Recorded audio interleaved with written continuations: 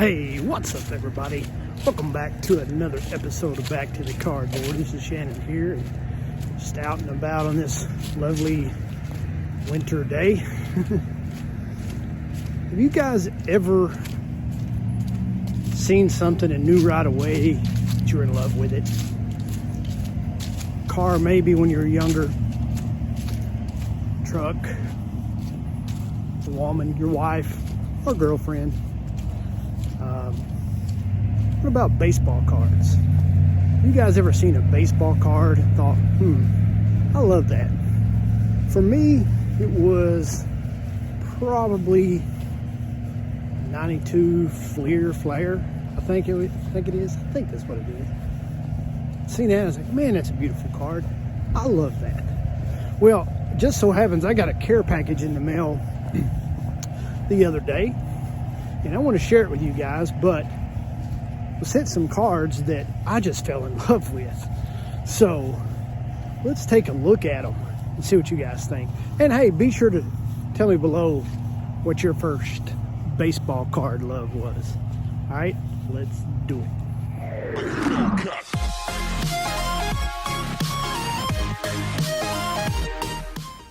So I had a subscriber reach out to me by the name of Mike Dunham. He doesn't make content, but I see him on a lot of your guys' channel commenting. Really great guy. But he emailed me wanting to send me some cards. And I said, yeah, sure. I didn't realize he was going to start something. Mike, thank you so much. I really appreciate it. He sent me this box of cards. You know the care package that comes in that is going to be good. And he sent me a note. Mike, thank you. I really, really appreciate it. I won't read that on air. But before we get into my new love that he sent me, he also sent me a small stack here of cards that just blew me away too. And we'll go over them real quick before I show you my new love. Sent this nice 2002 Fleer Fall Classic of Johnny Bench. Nice looking card.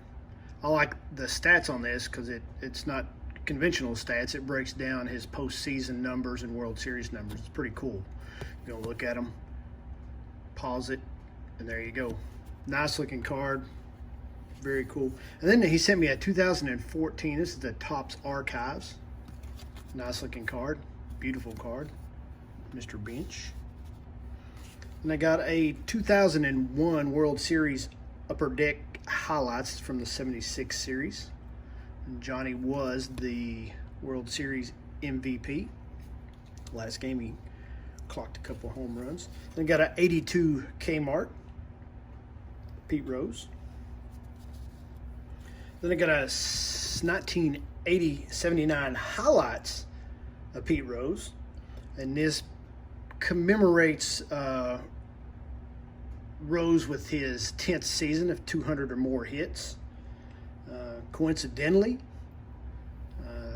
at the time that was a record, but not anymore because Ichiro Suzuki did it also. He had 10 seasons with 200 or more hits. And I'll have to say, I got to looking at Ichiro's numbers, and he was a pretty good hitter. If he would have been major leagues longer, got started with the majors longer, he would have probably beat Rose's all-time hit mark. But he didn't. And sadly, he is not the hit king. But although I got to look at those 10 seasons with 200 or more hits, both guys, and I'll put the numbers up here. See, Ichiro had 2,244 hits to Rose's 2,114 hits. Ichiro had 130 more hits in those 10 seasons. Ichiro had 6,779 at-bats. Rose only had 6,516 at-bats. So Ichiro had 263 more chances to get a hit. But I thought the glaring telltale sign of this is Ichiro walked, in those 10 seasons, he walked 457 times. Rose, on the other hand, walked 724 times. So Rose walked 267 more times than Ichiro. Pretty neat numbers. Pretty interesting to look at, and how it's all broke down. But enough of that. Moving on. He sent me a 92 Studio, Paul O'Neill, tipping his cap there. Nice looking card. And then Barry Larkin, another 92 Studio. Another nice looking card. There's the backs on those. And then sent me a 1980, a really sharp card of Ken Griffey Sr. Nice looking card. Very nice. Then he sent this is another fall classic. This is the 2002 Fleer, commemorating the all-time series team second baseman, Eddie Collins and Joe Morgan. Thought it was pretty neat. He's talking about Collins being back in his era, speed was king. And I got to looking, and Collins had 2 games that he had played in 2012, 2 games that he stole 6 bases in each of those games. So I thought that was pretty neat. And then last but certainly not least of this small stack of cards, a 1970 Jim Maloney. Now, Jim played with the Reds from 1960 through 1970, and then was traded to the Angels and played with them 1 year in 1971. But he had 2 no-hitters, or did he? Because if you see there, it says one of the hardest throwers in the league. Jim could throw almost 100. He was clocked at 99. He's one of the aces of the Reds staff, and he hurled his 3rd 0-hitter on April the 30th versus Houston. Well, did he? No, he didn't. He's only had 2 official no-hitters. June the 14th of 65 against the Mets was scoreless. Of course, Jim pitching a no-hitter going into the 10th inning. Monday night game. He had struck out 18 when a rookie left fielder by the name of Johnny Lewis led off the top of the 11th with a home run to center. Guess what? The Reds lost 1-0. But Maloney was still credited with a no-hit game because he pitched through 9 innings.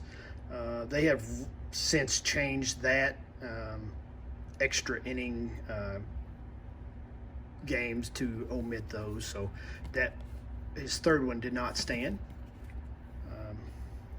His second no-hitter was, well, his real first no-hitter was a couple months later in August of the same year, 65, when the Reds beat the Cubs 1-0 in 10 innings, another extra inning game.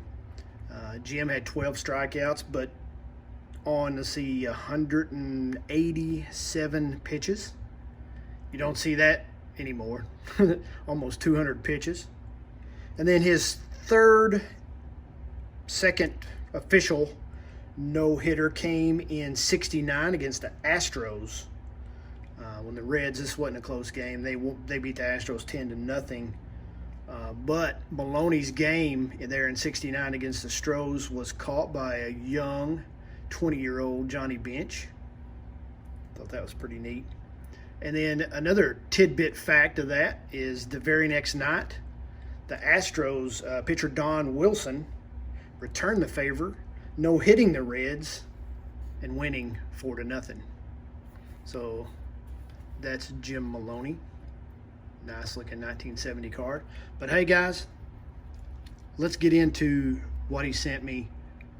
Let me clear this off and we'll look at the rest of this great care package. So here it is. Took the liberty. I took it out of this box and placed it in here. My new love has got a new home. And here it is. He sent me a huge stack. As a matter of fact, over 420 1976 tops, and he included a bunch of traded cards as well, which is amazing. But man, I got to putting these in this binder, and I simply fell in love with this set. This is our Geronimo. I don't know, man. There was something about it that caught my eye. I've never had a whole lot of 76 cards. As a matter of fact, just a few graded ones of certain players in my PC. And I got to looking at this, and man, it is my newfound love. But pretty cool. Got a lot of great cards he sent me. There's a Jim Cat, Pedro Bourbon, Cecil Cooper. I'm trying to get there. Check it out. He even included the Dennis Eckersley rookie. Look at that. Pretty good example too. Man, it's just amazing. I won't bore you with the rest of the cards, but this 76 set is pretty awesome. Pretty awesome.